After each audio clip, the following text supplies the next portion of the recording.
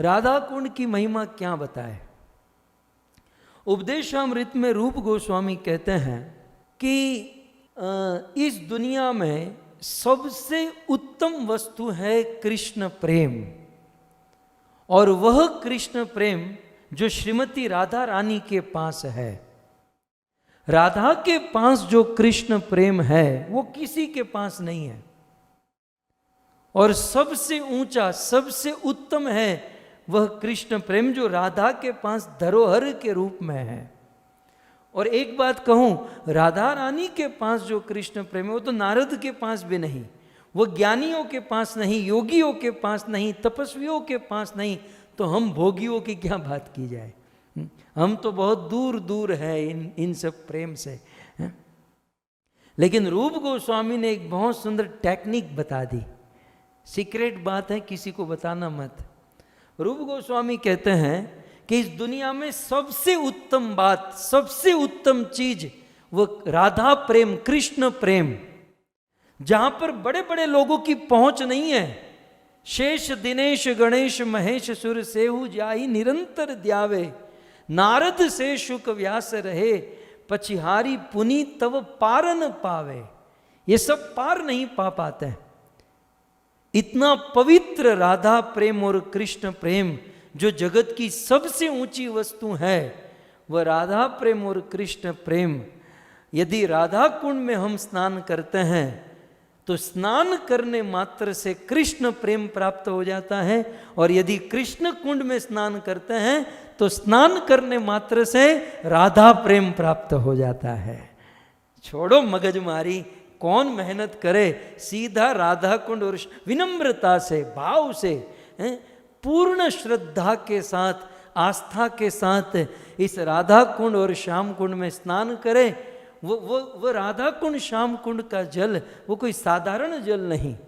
राधा कुंड और श्याम कुंड का जो जल है वो पवित्र राधा और कृष्ण का प्रेम ही है। राधा कुंड और श्याम कुंड में राधा और कृष्ण का प्रेम ही बह रहा है।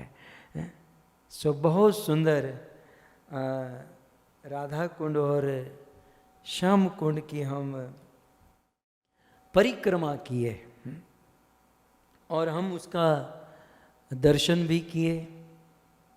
ये राधा कुंड की गलियां हैं। इस राधा कुंड की गलियों से राधा कुंड में प्रवेश करते हैं, और फिर राधा कुंड का दर्शन और उनकी सुंदर परिक्रमा हम करते हैं। आइए हम करेंगे, लेकिन पहले मानसिक परिक्रमा मैं आपको करा दूं। ऐसे पवित्र राधा कुंड में, इस परिक्रमा में सर्वप्रथम है जानवा देवी की बैठक और जानवा देवी का घाट। श्रीमती जानवा देवी जिस घाट से स्नान करती थी उसे जानवा घाट कहते हैं, और जानवा देवी जहाँ बैठकर भगवान की सेवा भक्ति करती थी उसे जानवा देवी की बैठक कहते हैं। तो राधा कुंड परिक्रमा में आप गिनते जाइए 1 2 3 4 5 6, मुझे बताइएगा, क्योंकि मैं तो अभी खो जाऊंगा इसमें। फिर और आगे बढ़ेंगे तो रघुनाथ दास गोस्वामी की समाधि मिलेगी। रघुनाथ दास गोस्वामी इस राधा कुंड के प्राकट्य में पूर्ण जीर्णोद्धार करने में जिसका बहुत बड़ा हाथ रहा, जिन्होंने यहाँ इस स्थान पर बैठकर भजन किया, ऐसे रघुनाथ दास गोस्वामी की समाधि है राधा कुंड। फिर गोपाल भट्ट गोस्वामी की भजन कुटीर है इस राधा कुंड के तट पर। ये गोपाल भट्ट गोस्वामी श्रीरंगम के निवासी, रंगनाथ मंदिर के जो हेड पुजारी हुआ करते थे वो इनके पिता थे। और चैतन्य महाप्रभु चतुर्मास के समय दक्षिण भारत की यात्रा में पहुंचे तो वहाँ श्रीरंगम में भगवान रंगनाथ का दर्शन किए। महाप्रभु को अष्ट सात्विक विकार हुआ और मूर्छित होकर गिर गए। खूब नृत्य किए और फिर मूर्छित हुए, और उसी समय गोपाल भट्ट गोस्वामी के पिता आए, चैतन्य महाप्रभु को अपने घर लेकर गए। महाप्रभु 4 महीने तक इनके घर पर रहे। कौन जानता था कि स्पेशली महाप्रभु इनके पुत्र गोपाल भट्ट के ऊपर कृपा करने के लिए आए। श्री चैतन्य महाप्रभु ने अपना कृपा प्रसाद प्रदान किया और वे आगे यात्रा की ओर चले गए। और फिर वही गोपाल भट्ट गोस्वामी आगे चलकर ब्रज वृंदावन में आए और राधा कुंड के तट पर उन्होंने 45 वर्ष तक भजन किया। 45 वर्ष तक ब्रज में रहे, अधिकतर वे राधा कुंड के तट पर रहे। सो गोपाल भट्ट गोस्वामी की भजन कुटीर है। 3 ऐसे गोस्वामी हुए जिनकी एक दिन में समाधि हुई, अर्थात वर्ष अलग अलग थे, ईस्वी सन वर्ष अलग अलग थे, लेकिन एक ही तिथि में इन तीनों गोस्वामियों का भगवत धाम हुआ, परगमन हुआ। रघुनाथ भट्ट गोस्वामी, रघुनाथ दास गोस्वामी और कृष्णदास कविराज गोस्वामी, ये तीनों एक तिथि में भगवान की नित्य लीला में प्रवेश किए, भगवान के धाम को प्राप्त हुए। इसलिए वहाँ पर कहते हैं 3 गोस्वामी समाधि। और फिर आगे चलें तो गौर गदाधर का मंदिर है। इस राधा कुंड की परिक्रमा में बहुत सारी बातें हैं। राधा कुंड की परिक्रमा में बहुत सारे दर्शन हम देख सकते हैं, हम कर सकते हैं, ये आप दर्शन कर सकते हैं। और फिर आगे बढ़ें तो कृष्णदास कविराज गोस्वामी की भजन कुटीर है। ये जो सीधा चौरस लग रहा है ना, वो राधा कुंड है, और ऑब्वियसली जो टेढ़ा मेढ़ा है वो श्याम कुंड है। जैसे भगवान कृष्ण टेढ़े मेढ़े हैं, वैसे श्याम कुंड टेढ़ा है और राधा कुंड बिल्कुल सीधा है। फिर एक बहुत सुंदर बात यहाँ पर बनी, कृष्णदास कविराज गोस्वामी की भजन कुटीर इस राधा कुंड और श्याम कुंड के तट पर है। ये कृष्णदास कविराज गोस्वामी जिन्होंने मानव समाज के लिए और खास करके हम जैसे ब्रह्म मध्व गौड़ीय संप्रदाय के भक्तों के लिए एक बहुत बड़ी वस्तु प्रदान की, और वह थी चैतन्य चरितामृत। श्री चैतन्य महाप्रभु की लीला, श्री चैतन्य महाप्रभु का चरित्र, और केवल चरित्र नहीं, फिलोसॉफी के साथ, अनेकों सिद्धांत के साथ श्रीपाद कृष्णदास कविराज गोस्वामी ने जो चैतन्य चरितामृत ग्रंथ लिखा, वो ग्रंथ इस राधा कुंड के तट पर बैठकर लिखा था। तो कविराज गोस्वामी ने चैतन्य चरितामृत ग्रंथ, यहाँ पर उनकी भजन कुटीर है और इसी के तट पर उन्होंने चैतन्य चरितामृत ग्रंथ लिखा। चैतन्य चरितामृत के विषय में शिल प्रभुपाद जी कहते हैं कि चैतन्य चरितामृत पोस्ट ग्रेजुएट ग्रंथ है। पहले छोटी छोटी पुस्तिका पढ़े, फिर भगवत गीता पढ़े, फिर भागवत को ठीक से पढ़ ले, फिर अंत में चैतन्य चरित। बहुत ऊंचा ग्रंथ है। और दास का ऐसा मानना है कि जब तक चैतन्य चरितामृत न पढ़ा जाए तब तक श्रीमद् भागवत को हम समझ नहीं पाएंगे। श्रीमद् भागवत को समझने के लिए चैतन्य चरितामृत पढ़ना होगा। सो चैतन्य चरितामृत कविराज गोस्वामी ने इसी राधा कुंड श्याम कुंड के तट पर बैठकर लिखा। फिर आगे यदि बढ़ेंगे इसी परिक्रमा में तो रघुनाथ दास गोस्वामी की भजन कुटीर है। रघुनाथ दास गोस्वामी इस भजन कुटीर में चैतन्य महाप्रभु की लीला का गान करते थे। उन्होंने 40 वर्षों से भी अधिक यहाँ तट पर बैठकर भजन किया, और आज भी मेरे तो आंखों में ये सब आ रहा है सामने कि आज भी उस भजन कुटीर में अखंड कीर्तन होता है। कई बार कुछ लोगों के वहाँ अखंड ज्योत जलती है, ऐसी ज्योत जो कभी बुझती नहीं है, लेकिन रघुनाथ दास गोस्वामी की भजन कुटीर में अखंड कीर्तन चल रहा है। आज भी अखंड कीर्तन चल रहा है। फिर और आगे बढ़ें इस राधा कुंड श्याम कुंड की परिक्रमा में तो विश्वनाथ चक्रवर्ती ठाकुर जिन्होंने बहुत सुंदर ग्रंथ लिखे, हमारी ब्रह्म मध्व गौड़ीय धारा में जिनका अद्वितीय स्थान है, ऐसे चक्रवर्ती पाद की भजन कुटीर यहाँ पर है। इसी राधा कुंड श्याम कुंड की परिक्रमा में पंच पांडव वृक्ष है। वे कह रहे थे ना कि गुड़ाकेश प्रभु के मैं पहले जब आता था 25, 30, 40 साल पहले वो वृक्ष था, लेकिन वर्तमान में वो वृक्ष नहीं है। लेकिन बहुत सुंदर पंच पांडव वृक्ष यहाँ पर है।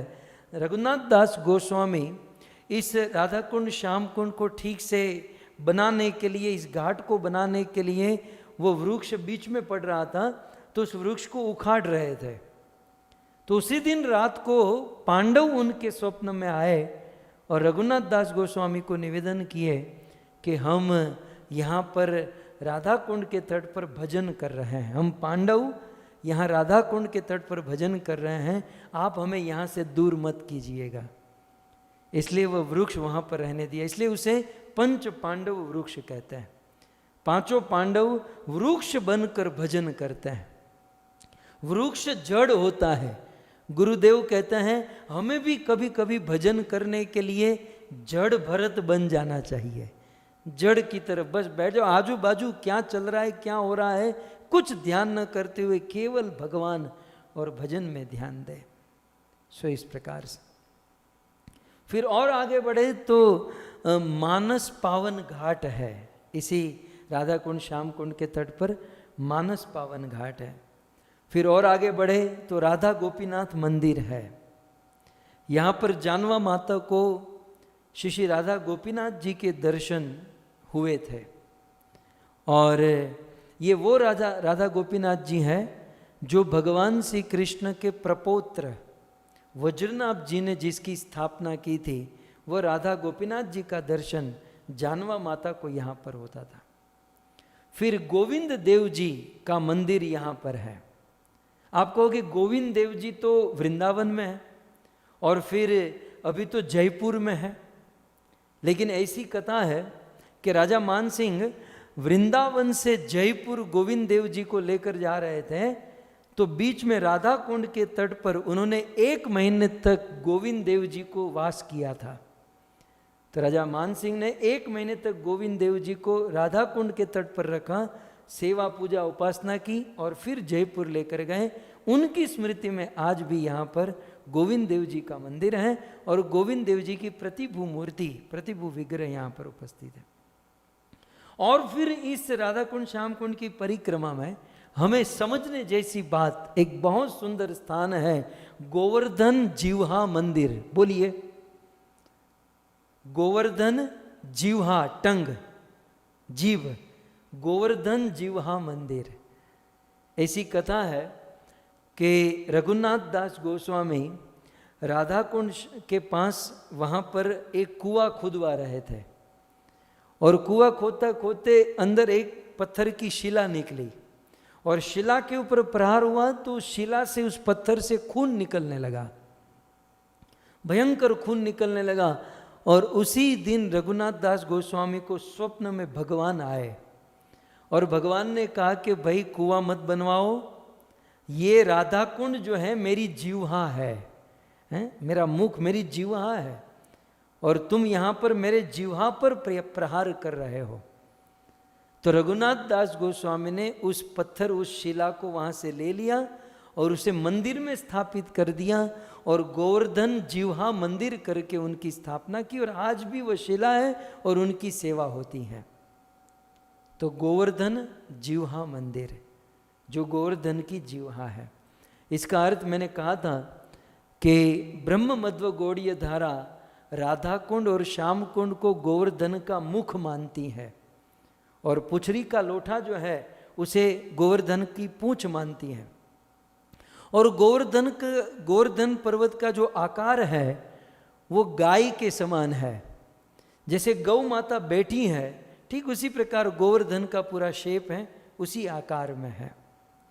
सो गोवर्धन जीवहा मंदिर। साथ ही साथ इसी राधा कुंड श्याम कुंड के तट पर श्री भक्तिविनोद ठाकुर और भक्ति सिद्धांत सरस्वती महाराज की भजन कुटीर है। और फिर इसी परिक्रमा मार्ग में जगन्नाथ जी का एक प्राचीन मंदिर है, सुंदर जगन्नाथ जी विराजमान है। फिर यहीं पर ललिता कुंड है, फिर जीव गोस्वामी की भजन कुटीर है, फिर माधवेंद्रपुरी जिन्होंने गोवर्धन में श्रीनाथ जी, आज तो श्रीनाथ जी में है ना, तो जिन्होंने श्रीनाथ जी को प्रकट किया था, ऐसे माधवेंद्रपुरी की भजन कुटीर भी राधा कुंड। मैं आपको इसलिए गिना रहा हूँ कि राधा कुंड की कितनी कितनी महिमा है, हैं? बड़े बड़े साधु संत महात्मा, अब ये रघुनाथ दास आप 3 दिन से सुनते ना, रघुनाथ दास, आप लोग पागल हो गए सुनते सुनते। ये रघुनाथ दास क्या चीज है मैं आपको बताऊं। ये रघुनाथ दास गोस्वामी राजा के बेटे हुआ करते थे। ऐसा कहते उन दिनों उनके पिता करोड़ों रुपये कमाते थे प्रति महीने, उनकी आय थी।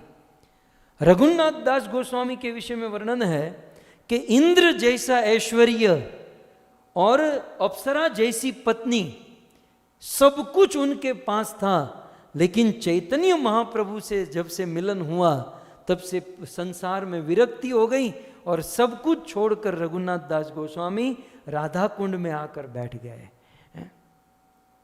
ये बड़े बड़े धन संपत्ति राज रजवाड़े सब कुछ त्याग कर हमारे आचार्यों ने, हमारे इतिहास ने इस राधा कुंड के शरणों में वास किया है। ऐसे रघुनाथ दास को माधवेंद्रपुरी की बैठक यहाँ पर है। फिर एक गोपी कुआं है, गोपी कूप है, और फिर अष्ट सखी का मंदिर है। भगवान श्री कृष्ण राधा माधव की जो 8 सखी हैं, 8 सखी का मंदिर यहाँ पर है। यहाँ पर तमाल लता है। राधा कुंड और श्याम कुंड, अभी आप देखो फोटो में ऐसे दोनों भिन्न लग रहा है ना, लेकिन राधा कुंड और श्याम कुंड दोनों का संगम के पास एक बहुत सुंदर मंदिर है जिसको मिलन स्थल कहते हैं। आप जैसे एंट्री करते हो तो पहले वही आता है।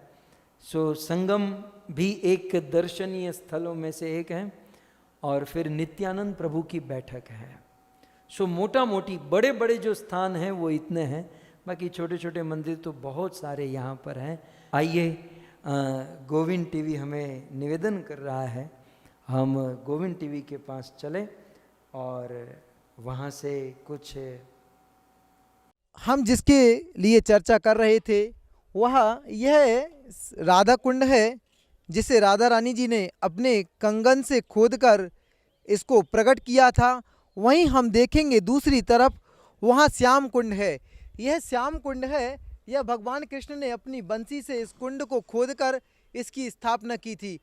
यहाँ मान्यता है जो भी व्यक्ति अपने जीवन में एक बार यहाँ स्नान करता है वह समस्त गौ हत्या, ब्रह्म हत्या, इसके जैसे बड़े बड़े पापों से मुक्त हो जाता है।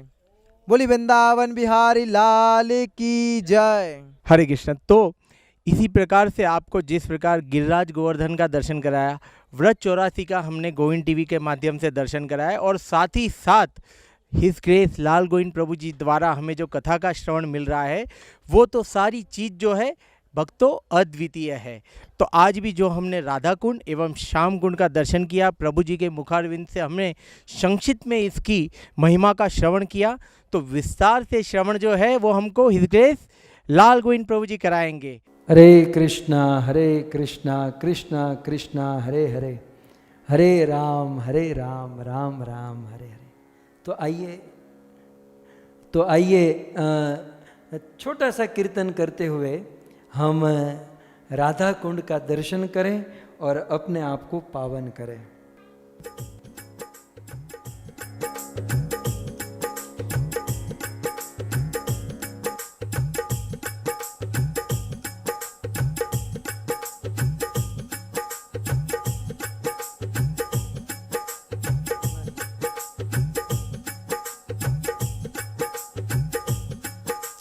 जय राधे राधे,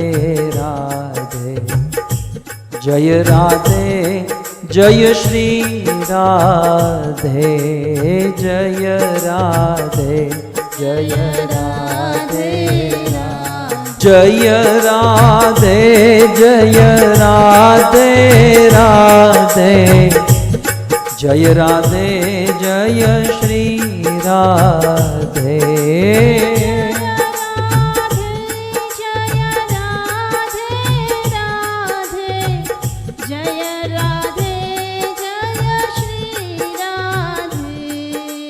जय राधे जय राधे राधे, जय राधे जय श्री राधे। जय हो।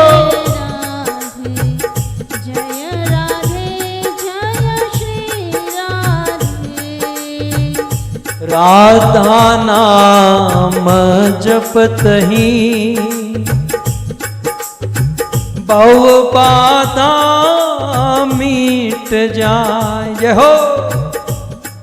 राधा नाम जपत ही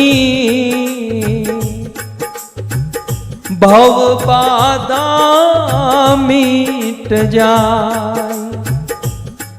तीनों लोक की आपदा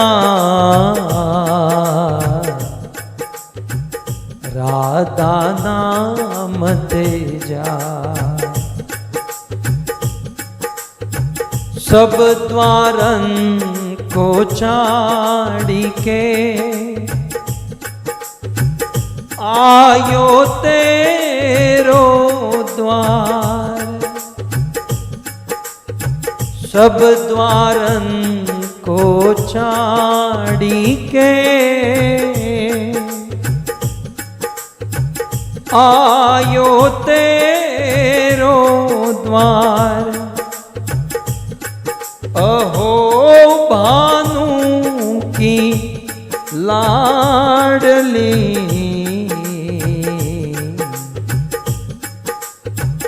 मेरी ओर निहार, मेरी ओर निहार।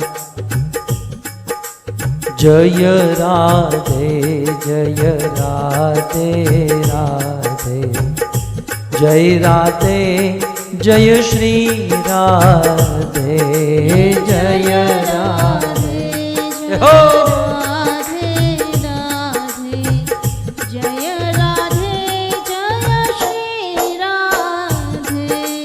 जय राधे जय राधे राधे, जय राधे जय श्री राधे। सो इस प्रकार हमने राधा कुंड की, श्याम कुंड की पवित्र परिक्रमा की।